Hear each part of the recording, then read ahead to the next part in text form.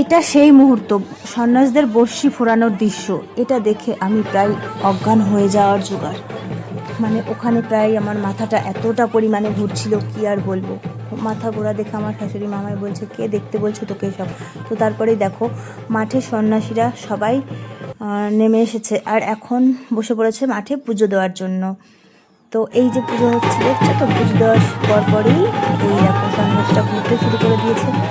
আর কি বলবো, সন্ন্যাসীদের মনের জোর দেখে আমি তো মানে এগুলো দেখতে খুব একটা ভয় লাগছিল, আবার বারবার ফিরে ফিরে দেখছিলাম। আর এদিকে দর্শকদের দেখো এত সুন্দর ঘোড়া দেখে তালে তালে সব নেচেই চলেছে নেচেই চলেছে। খুব সুন্দর হয়েছে আমাদের এখানে চড়ক গাছ। এবার এটা হচ্ছে খিদিরপুরের চড়ক পুজো। দেখো মনের জোর নিয়ে কিভাবে তারা ঘুরে চলেছে। মানে অসম্ভব, মনে জোর না থাকলে কখনো এইভাবে বড়শি দিয়ে ঘোরা সম্ভব নয়। এই দেখো এখন আবার বাবা ভোলানাথকে নিয়ে ঘুরছে। বাবা ভোলানাথই তো এদের রক্ষা করে। জয় বাবা ভোলানাথ, জয় বাবা। একের পর এক সন্ন্যাস বড়শি দিয়ে ঘুরছে।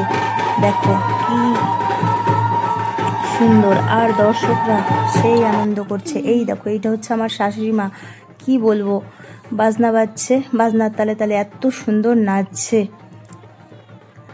আর ওই দেখে আমি পেছন থেকে ভীষণ হাসছিলাম, কারণ আমার শাশুড়ি মা এত সুন্দর নাচতে পারে দেখে আমারও ভালো লেগেছে।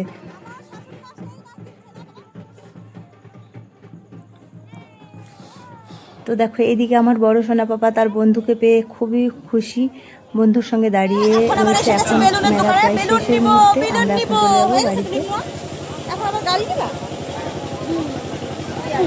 রাত হয়ে গেছে, গাছটা তুলতেই পারছি না, গাছ তুলতে তুলতে লেট হয়ে গেছে, ওই জন্য অনেকটা রাত হয়ে গেছে।